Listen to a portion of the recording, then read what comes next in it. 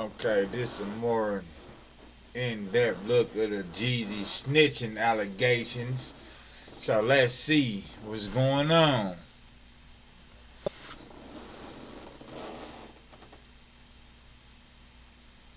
Ralph Sims, Ralphie, told on Jeezy, told everything Jeezy ever did. Jeezy had like 12, Jeezy had more statements on him than me. Two witnesses prepared to testify for what would have been a rock-solid RICO murder case. But for reasons that were never explained to me, the U.S. Attorney's Office declined prosecution, and rapper number one went on to have a phenomenally successful career. That's crazy. I've been through. Now, before we get into this video, make sure you check us out on Patreon at www.patreon.com/hookah_anonymous. You guys been telling us to create one for the longest, so we recently created a community page at hookah_anonymous and follow us there. Now, without further ado, let's get into what you guys came here to see. Now, we have a crazy revelation made by a former FBI agent who basically said something without saying it. You know, when someone wants to say something, but for some reason or another, I guess they can't, so they just throw a little subliminals and metaphors, but it's clear as day who they're talking about. I wonder why he waited so long. And it's crazy because it's different from the average person telling you that this one told or that one cooperated with law enforcement. But when you have an ex-FBI agent themselves coming out and telling you that, yes, he or she did cooperate to some degree, and that's when you know it's real. Now, to be honest, after all these years, I don't know why this former FBI agent decided to come out and let the world know that a certain rapper told back in the day to get out of a case, but that's between him and God. On the other hand, it seems like the whole time, Blue Da Vinci may have been right. Now, when it comes to Atlanta rapper Young Jeezy, he told the world the trapper died back in the early 2000s, and when he first came to the scene, he had this big drug dealer mystique about him, in which played right into his character as a rapper, because he was not only rapping about drugs, but he was widely known to be associated with one of the biggest drug empires to ever do it at the time, known as Black Mafia Family, aka BMF. At the time, those three letters were able to get you a pass for just about anything, and that's who Jeezy had backing him at the time of his entrance into the game. However, when the whole BMF empire fell out, Meech, along with his brother T, was arrested for drug trafficking and money laundering back in 2005. Them, along with a bunch of others associated with them, were indicted and sent to prison. From the lowest level players within the organization to the highest ranking members, the Fed secured convictions by targeting Meech and T under the Continuing Criminal Enterprise statute, and both of them were sentenced to 30 years for their roles. According to prosecutors, their organization stretched all the way throughout the United States, having Mexican cartel ties, and their main hub been stationed in Atlanta. Prosecutors believe during their run, BMF made over $270 million. So with all that being said, with the biggest of the bosses getting 30-year sentences and everyone else affiliated with the gang getting anywhere from 2 to 3 years, 10, anyone that's affiliated with them in any way, shape, or form, you would think they would get some type of time, especially if you're someone like Young Jeezy, who openly glorified selling drugs in his raps and being affiliated with BMF. But ironically, no. When the indictments came, almost everyone except Jeezy was indicted on charges. It was two sides of the spectrum when it came to people saying that Jeezy wasn't indicted at all. One side, people felt that Jeezy was just smart and was able to escape with his hands clean because he separated himself at the right time and became a rapper. But then you have those that feel like Jeezy wasn't as smart as people think, and in fact, he might have cooperated with law enforcement against BMF. One of those people happened to be BMF member himself, Blue Da Vinci. At the time, many people just felt like Blue Da Vinci was being salty, being that Blue Da Vinci was a rapper first, a part of BMF, but not getting the type of push and notoriety that Jeezy got when he became affiliated with BMF. One may think that Blue was just trying to sabotage Jeezy's street credit, because after serving his prison sentence after being indicted, he would go on a campaign letting the world know that Jeezy isn't who he say he is, and his name was in paperwork within the indictment, but he never got indicted with them. Despite other members who did, naming Jeezy as one of the guys who actually sold drugs for BMF. Was Jeezy in the paperwork? Hell yeah. Yeah. I mean, it's public information. You can look up Yeah, right he now on definitely your would phone. know. Man, He testifies got cocaine all the paperwork. selling. Type in your phone something like that. You're gonna see one of the you name it If it's lights. public Ralph records, you Sims, the can same definitely that told about find the it. limo that Ralph Sims, Ralphie, told on Jeezy ever did. Jeezy had like 12. Jeezy had more statements on him than me. You talking about? But nah, he didn't get indicted because he did some more other. I feel like that. I know some things he did, like he turned me cars into the feds. That same Porsche truck and that Ferrari I was talking about a while before he came to Miami and doing some lie detector tests about this gun case he caught one year in 06 when I went to go meet him. We had a shootout, not against him, but some of him start trying to talk. Some other popped it off with us and we end up having a shootout. Jeezy, bro, parking lot at Magic City, he was broke down in the old school. By the time Jeezy got his record deal, around on a burgundy tour bus for I don't know how many months, and Meech was paying the DJs, and every club that we went through throwing money, $3,000, $5,000 to play nothing but Jeezy's music. This was part of the promo. We went all around the Chitlin circuit doing. Jeezy in Atlanta was known as BMF during this time, and the crew of BMF, why they before we pro went show, to jail and all that, was hailing Jeezy as a show BMF music member. like that, so the people Blue. in the streets was rocking with him. He was BMF. Can't nobody denounce or deny that when Jeezy first dropped, he was claiming that he was a part of BMF. Even all the snitches that told in the indictments tell you go to the internet. You type in this said Jeezy did this from BMF, and then you're gonna see all these statements pop and say what Jeezy was doing.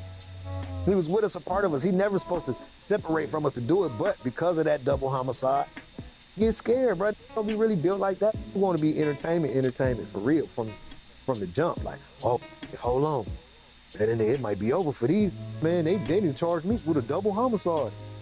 This is what's going on during that time. He's in my studio session. Man, it might be over for him, but at the same time, he got to go up the hill and kick it with Meech because I got him going up there bringing Meech from Magic City because all the BMF members is gone until we figure out what's going on with the case. Only person that's still there in the studio for me is who? Jeezy. Now, when Da Vinci said some whole nother issue, that's crazy. admit that Everybody Jeezy allegedly indicted helped the feds besides obtain Meech's him. cars, you may be wondering what's the And then he whole never other go to ish. jail. Well, this is because Blue, along with a few others, believe that Jeezy basically did a swap out with the feds, whereas they had him for one crime, but basically if he offered information on another bigger crime, then he would be granted immunity. Now, I'm not saying that's exactly what it was, but these are the rumors in which why people believe that Jeezy was able to escape the BMF RICO indictment despite his name being mentioned by a few members who were. Now, remember when Gucci Mane and Young Jeezy was beefing? Come to find out, it was a minor dispute that turned lethal over the song they did together called So Icy. According to Gucci Mane, he thought Jeezy was real until Jeezy wanted the song on his album for him due to it being such a big song at the time, but Gucci refused because it was his song that he wanted for his album. What's going on with you and Jeezy? I thought it was a real nigga. But See, they trying to say like Jeezy was a snake, What's got you feeling that way, like man? he was all You be doing a little bit, for you himself. know what I'm saying? You know what I mean? Like a little bit. So what really was the beginning of the end and make you feel To this way? this day, really don't They tried nobody to know get really my song on his album. like He couldn't whose do it. song You know is what I mean? that? It came out of What was the first time you heard a diss record from Jeezy? So I was doing a show in Tampa, Florida, and while I was riding out, we heard on the radio.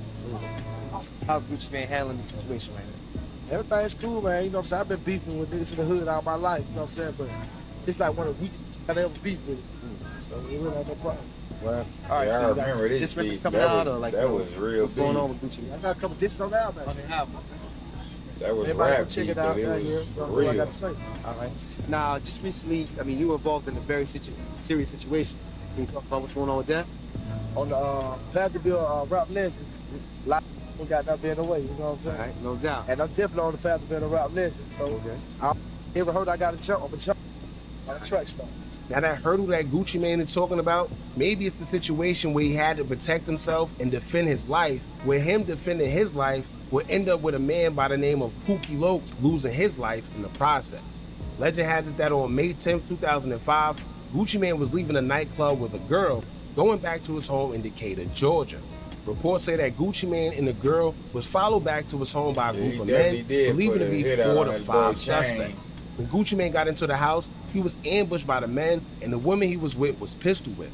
It's not much known about how Gucci was able to fight off the men, but we know that shots were fired at the intruders, causing them to flee the house. Now, come to find out, one of the suspects was shot in the back in the process, and his body was later found by a nearby middle school days later, where he must have collapsed trying to run away. Now, on May 19th, Gucci Mane was charged with taking a life, and that very day he turned himself in with his lawyer. Talking to things, okay?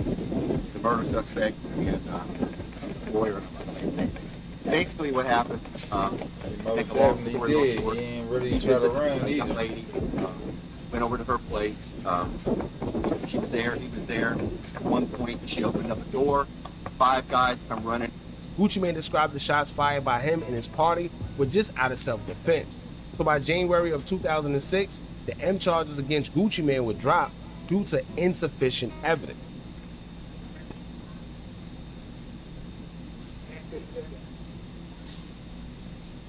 Yeah, that was crazy. But Jeezy never got locked up for even sending them to do that, though.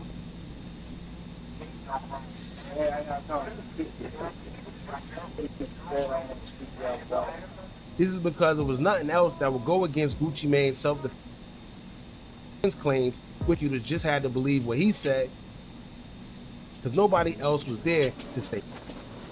Although it was never 100% proved by mainstream that Gucci when he got out there. But I think that Shirley Love is gonna be standing by Gucci.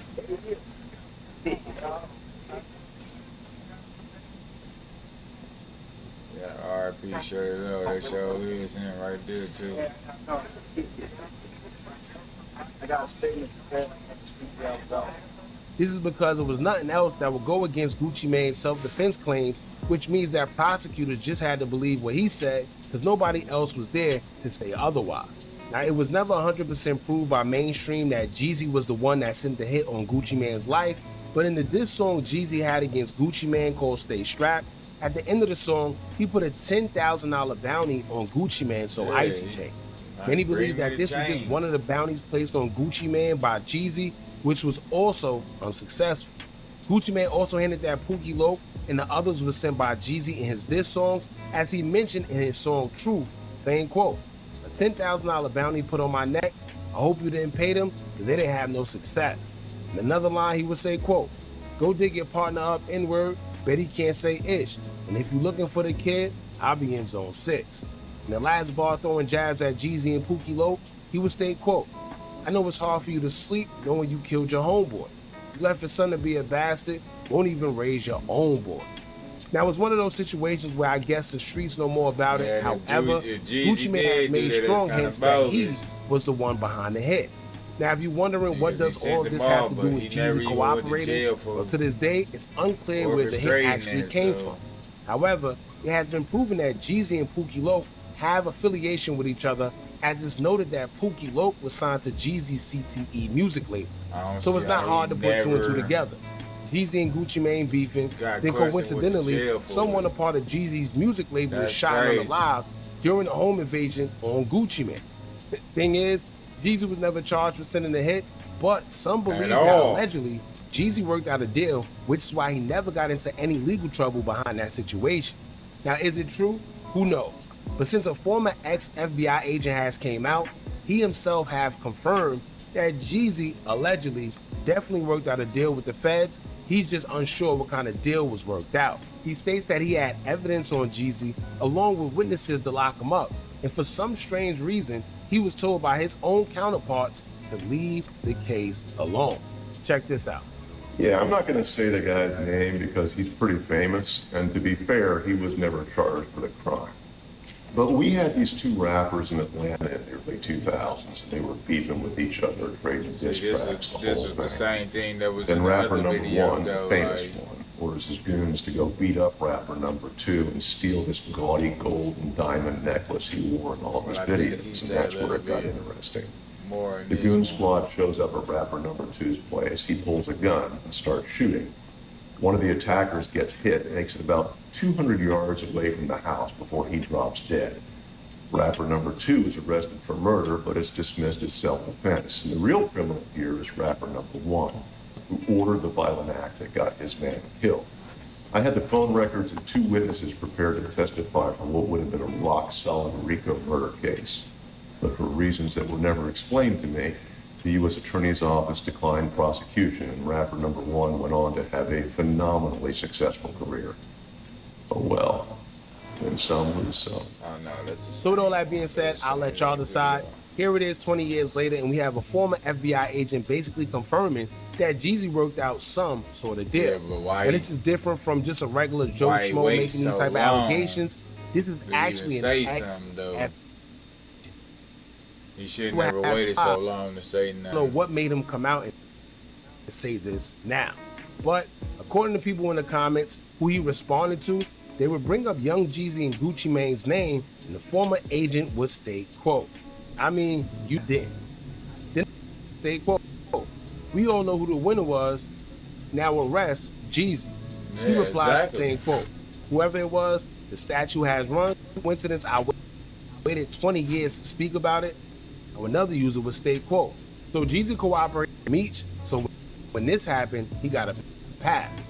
And he replied, quote, interesting theory.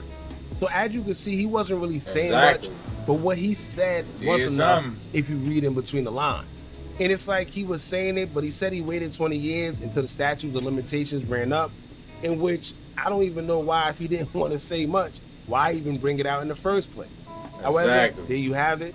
Y'all let me know what y'all think about this. I don't know. He waited a long time to say it, but if the statute of limitations ran up, that mean they really can't do nothing about it. He can say what he want to say, but which I think he snitched, or like something else happened. I don't know. It looked kind of funny to me, but hey, like, comment, subscribe. I'm out.